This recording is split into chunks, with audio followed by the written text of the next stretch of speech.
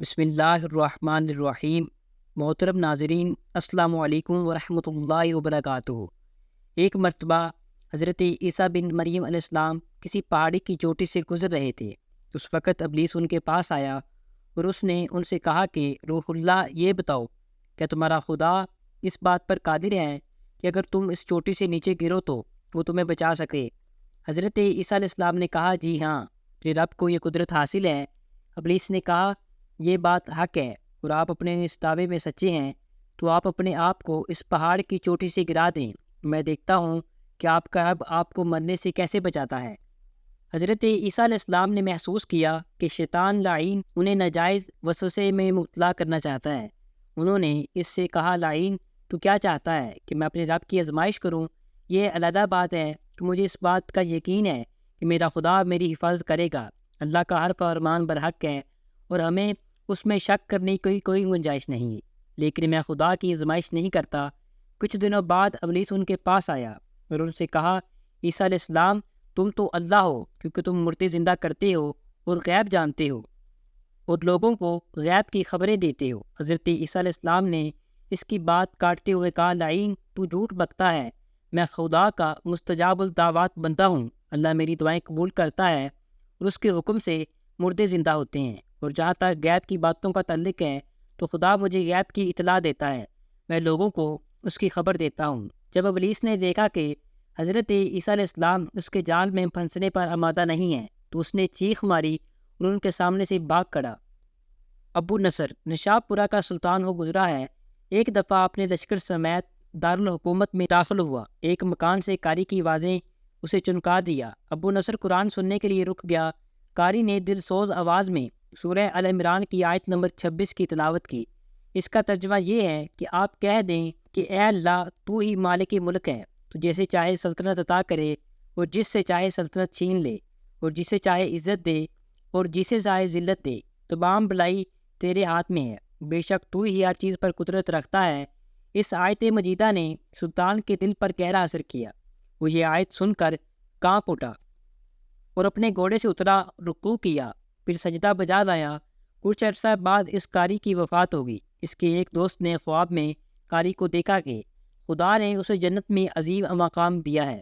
اس نے قاری سے پوچھا کہ تجھے یہ مقام کس وجہ سے نصیب ہوا؟ قاری صاحب نے جواب دیا، میں تو ایک بدکار اور گناہ گار انسان تھا، میرے نامہ اعمال میں کوئی خاص نیکیاں نہیں تھی، مگر اس کے باوجود خدا نے مجھ پر خصوصی کرم فرمایا اور مجھے یہ مقام عطا کیا۔ اور خدا نے مجھ سے فرمایا، تو نے دنیا میں ایک سلطان کو ہماری عظمت یاد دلائی تھی، اس کی وجہ سے ہم آج تجھ پر رحم کر رہے ہیں اور تجھے بلند مقام پر عطا کرتے ہیں۔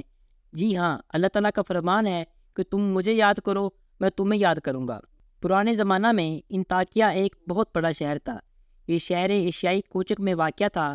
اس شہر کی لمبائی 12 میل تھی اور اس میں انسانوں کی ایک بہت باری تعداد قیام پذیر تھی۔ انطاکیہ شہر کے لوگ گمراہ اور ظالم تھے۔ وہ ستاروں اور بتوں کی پوجا کرتے تھے۔ اللہ تبارک و تعالیٰ نے ان کی رشد و ہدایت کے لیے ان کے پاس 2 نبی بھیجے۔ اہل شہر نے ان کی ترغیب کی اور ان کی تقویت کے لیے تیسرے رسول کو وہاں بھیجا گیا۔ چنانچہ تینوں انبیاء نے لوگوں کو خدا کے راستہ کی دعوت دی اور شہر کے گوشہ گوشہ میں انہوں نے تبلیغ دین کی، لوگوں کو توحید کی دعوت دی، موعاد اور یوم قیامت سے آگاہ کیا اور انہیں عذاب خدا بندی سے خبردار کیا۔ اہل شہر بڑے بدبخت تھے۔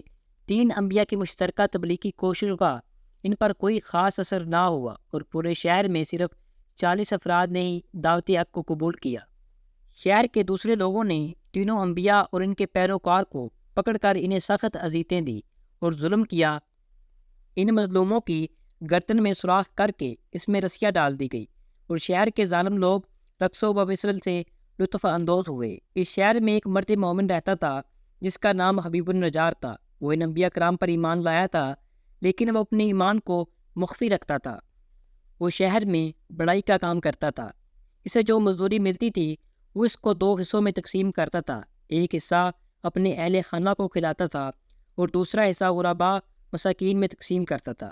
جب حبیب النجار کو اس ظلم کا پتہ چلا تو انہوں نے اپنی قوم کو تبلیغ کرتے ہوئے کہا، اے میری قوم، ان رسولوں کی پیروی کرو، ان کی اتباع کرو جو تم سے کوئی اجر نہیں مانگتے اور وہ راہ راست پر ہیں، اور میں کیوں نہ اس ذات کی بندگی کروں جس نے مجھے پیدا کیا اور جس کی طرف تم سب کو پلٹ کر جانا ہے؟ کیا میں اس ذات کے علاوہ کسی اور کو معبود بناؤں؟